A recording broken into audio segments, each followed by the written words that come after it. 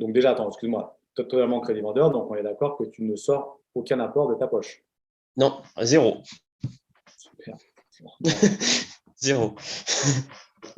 Et en plus ça, c'est vrai que l'entreprise fait entre 300 000 et 400 000 euros de bénéfices.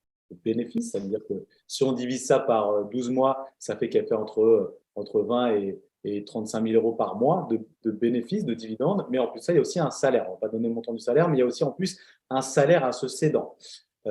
Alors, en fait, cette entreprise, c'est une société de marketing que j'ai trouvée sur Internet, tout simplement. Mais il faut savoir qu'il y a plusieurs façons quand même pour trouver une société. Donc, il y a le bouche à oreille, il y a Internet, il y a plein de façons. Et cette société, je l'ai trouvée assez vite. Mais j'en ai visité plein d'autres, même encore il y a 2 semaines, alors que j'étais déjà dans les process de négociation avec cette boîte-là.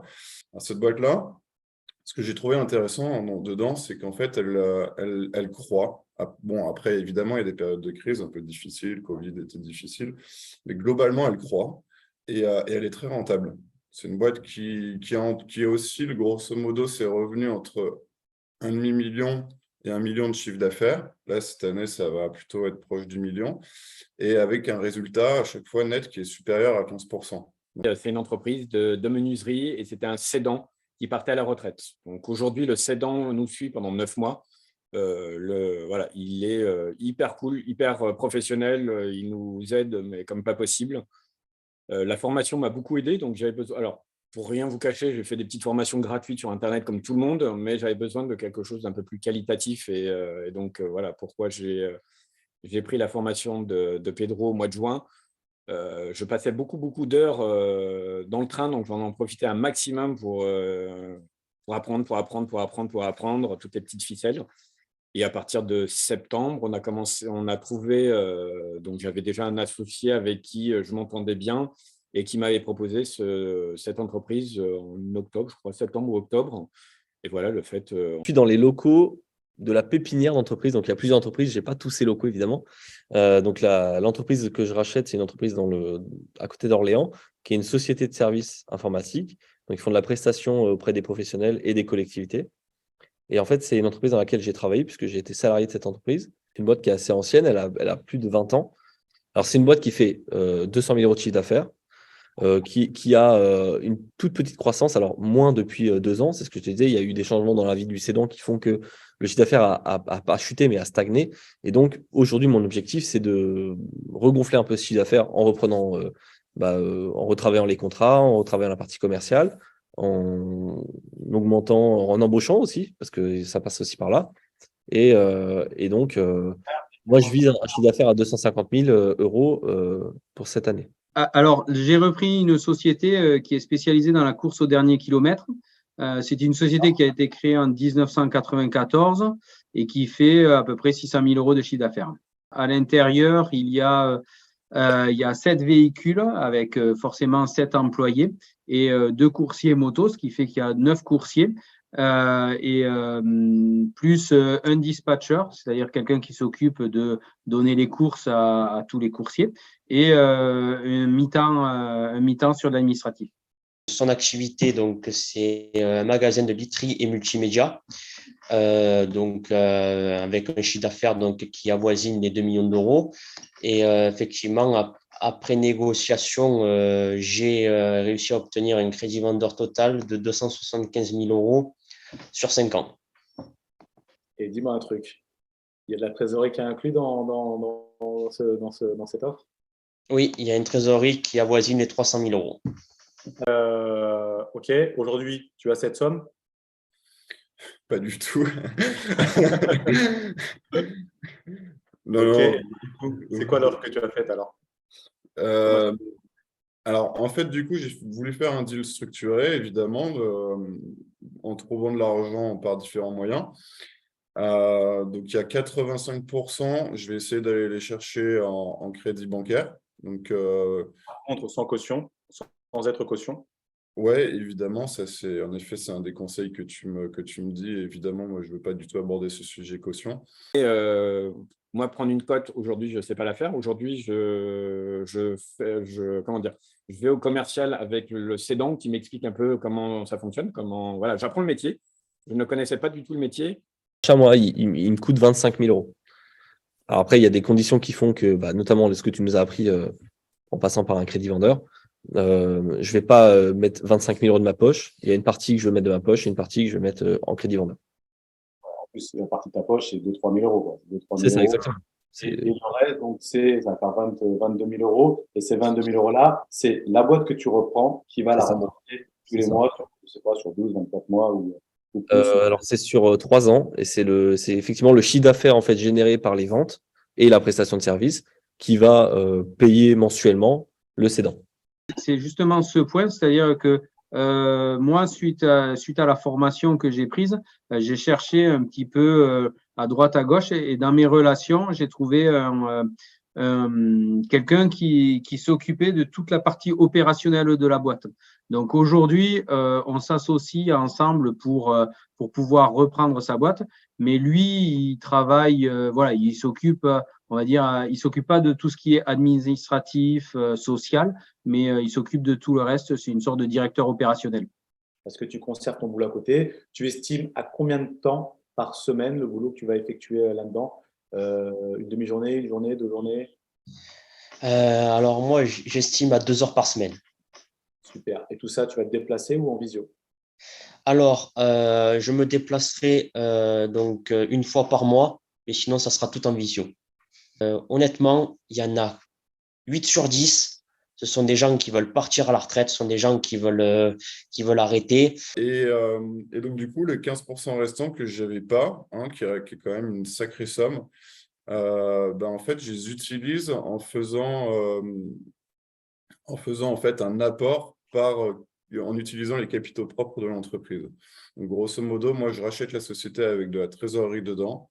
Et en fait, je vais utiliser un peu de cette trésorerie pour payer la somme. Alors aujourd'hui, pour te dire, je suis très, très, très, très endetté avec mes investissements IMO et ils n'ont pas vu cette situation-là pour prendre cette décision.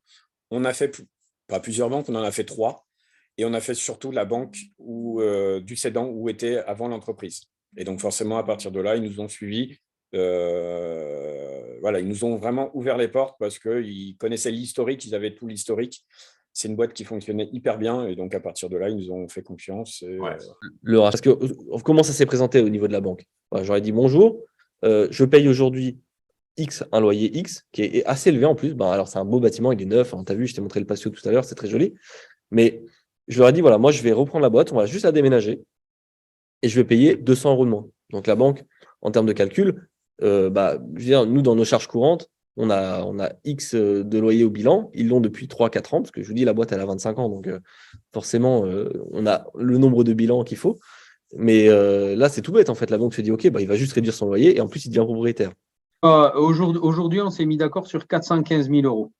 415 000 euros. Et on a, sur la LOI, on a indexé ces 415 000 euros sur la somme des capitaux propres de la société. Donc, j'ai vu, il touchait exactement 179 000 euros de salaire chargé par an. Donc, du coup, ça nous laisse beaucoup de marge pour pouvoir en enlever dans un premier temps et après, pourquoi pas se payer, faire des investissements, enfin voilà, faire tout ça. Ça a été quoi ta ou tes plus grosses difficultés dans ce parcours-là? Alors, moi-même, j'ai envie de dire, mais avoir une bonne équipe autour. C'est-à-dire que là, il y a eu toi, il y a eu l'avocat que tu m'as conseillé. Je veux dire, mais vraiment avoir une bonne équipe. Voilà. Combien j'ai rencontré de cédants Alors, j'ai hyper préqualifié les choses. Donc, j'ai dû en appeler 25, 30. Par contre, que j'ai réellement rencontré, puisque forcément, voilà, le but, c'est de gagner du temps sur ces appels-là, que j'ai réellement rencontré, j'ai dû en rencontrer 5, 6 peut-être, pas beaucoup plus. Je pense que c'est vraiment la formation générale, parce que la formation générale, elle va dans pas mal de points qui sont que tu rencontres lorsque quand tu vas acquérir une société. Au niveau des banques, voilà, tu vas donner des petits tips au niveau du bilan. Voilà, il y a plein d'éléments qui font que si tu as ça en bille, c'est comme construire une maison.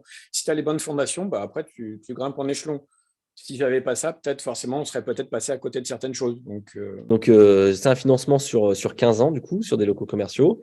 Et c'est une SCI qui achète, enfin, c'est une SCI que j'ai patrimoniale. Et pour répondre après à ta deuxième question, combien de temps je vais y passer? Bah, après, j'aimerais y passer, je sais pas, peut-être 5 heures par semaine, simplement en bilan de ce qui se passe dans la boîte avec le gérant. Tu vois. Je ne peux pas dire le contraire, ta formation, elle est hyper structurée, les choses sont bien faites dans le bon ordre, et en fait, si on va bien au bout, qu'on fait bien les choses dans le bon ordre, bah, il n'y a pas de raison en fait, de rencontrer des difficultés majeures. Un message aussi à faire passer aux gens, ce que tu viens de dire, c'est hyper important. Qu'on ait la moyenne des 5 personnes que l'on côtoie le plus. En fait, ça dépend où on veut aller dans la vie. Moi, clairement, j'ai des ambitions assez fortes, je ne vais pas le mentir, je vais pas le cacher. Du coup, j'essaye de plus en plus de fréquenter des gens qui sont à des niveaux où moi je veux aller. Ou alors, si ce n'est pas des gens qui sont à des niveaux où je veux aller, c'est des gens qui ont autant les crocs que moi. Et comme ça, on est sûr de tous se tirer vers le haut. il faut se bouger. Voilà. Si on veut quelque chose, Ouais, ça ne viendra pas tout seul. Donc, et en plus, voilà, il y a l'académie qui peut nous aider. Donc, ça, c'est top. On est bien entouré. La BPI se porte quand même encore une fois caution à 100% pour toi. Exactement. Donc, globalement, tu n'as aucune, il y a aucune caution sur toi, là, on est d'accord. Zéro caution sur moi. Et la meilleure chose, c'est que moi, j'étais en discussion exclusive avec une banque au début qui était très insistante sur les cautions. Et là, je viens de prendre contact avec la banque de la société. Et du coup, dès que je les ai mises en concurrence l'une et l'autre, ils sont beaucoup moins difficiles tout d'un coup. Voilà. En fait, ce qui est intéressant, et je te l'avais dit par message, c'est que dans les coachings qu'il y a tous les 15 jours, bah justement, tout le monde donne ses petites infos, etc. Alors, la formation, elle est super parce que tu as le tronc commun et tu apprends pas mal de trucs. Mais c'est vrai que les coachings, c'est encore plus puissant parce que justement, ce genre d'infos, bah, on te les donne. On te dit, voilà, moi, j'ai fait ma première vente, ça s'est passé comme ça. Mon rachat, je le fais comme ça. Et il y a plein de choses. Tu vois, l'Airnote, par exemple, moi, j'y avais pas pensé. Alors, sur cette boîte, ça marche pas sur cette boîte-là parce que ça marchera pas. Mais par contre, c'est vrai que bah, si tu peux choper un earn-out sur une autre boîte, bah là, ouais, tu grattes encore des cadeaux, quoi. Donc, c'est top. En tout Ouais, cas, les rencontres qu'on a fait, enfin, l'autre fois, c'était sympa. Ça permet aussi de voir les gens en vrai. Donc, ça booste, en fait, clairement. je répète, c'est en 4 mois. Tu es rentré dans l'Académie de reprendre l'entreprise le 24 septembre et tu as signé fin janvier. Exactement. Et ça, c'est une LOI que j'avais posée en novembre. En plus. J'avais rencontré entre 7 et 8, alors je ne sais plus le compte exact, mais à peu près 7 ou 8. Et donc, tu en avais appelé plus ou pas? Tu en as appelé en plus? J'avais contacté 7 ou 8, j'en avais rencontré 4 exactement. Et voilà, et j'ai posé là. 4, ok. Et j'ai eu le déclic quand tu m'as vendu l'académie.